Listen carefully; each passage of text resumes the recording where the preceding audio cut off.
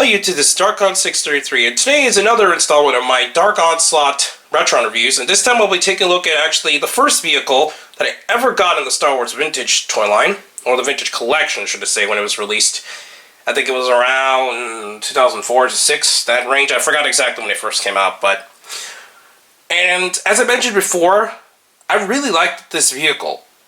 This is actually one of my favorite vehicles in the original movies, and I was really happy to get a hold of it when I found it at Target, and it is kind of crazy how much this thing has gone over for the years in the secondary market. It's going for lots of money even without the box, and it's quite shocking actually to me. But anyways, we'll take a look at the box first. We have a nice representation of the Landspeeder, and a really good throwback to the original design of the box. As you can see, the big difference here on this side is that they have a sticker that says only at Target here.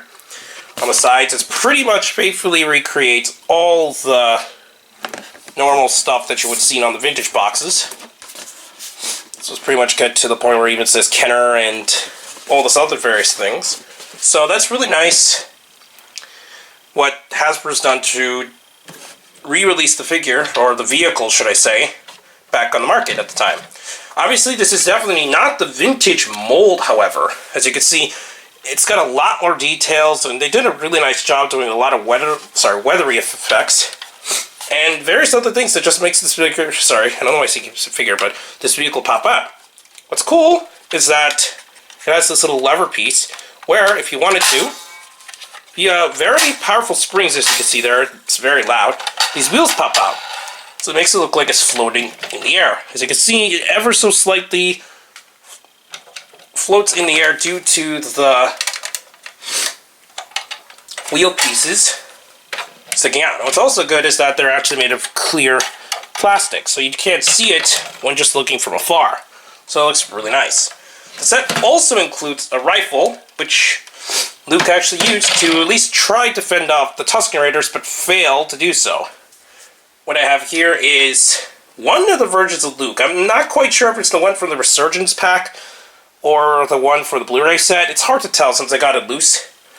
But you can put the rifle in his hand, and I haven't really found a good way to kind of put it in his hand. It just kind of holds it kind of funny. I guess something like this.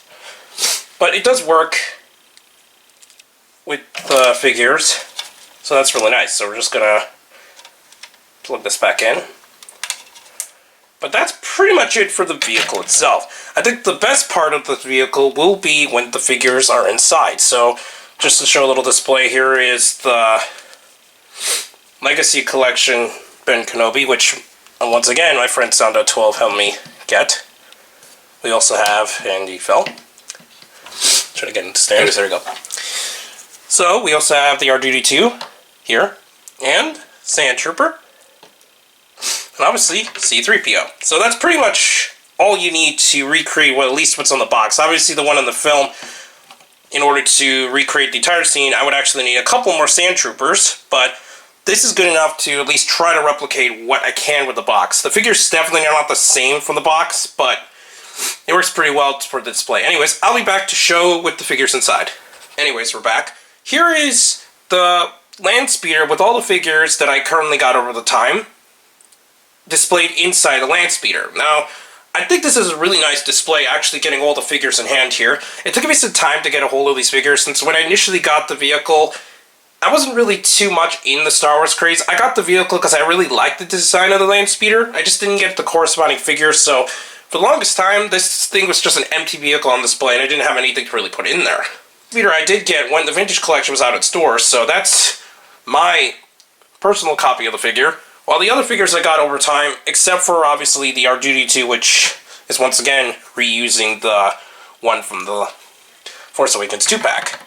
But I really like the display that I got here, and it's really nice to finally get hold of the figures, especially since they look really nice in the Landspeeder, and I'm really glad I got a hold of the Landspeeder now, since it's going for a lot of money overall in the secondary market.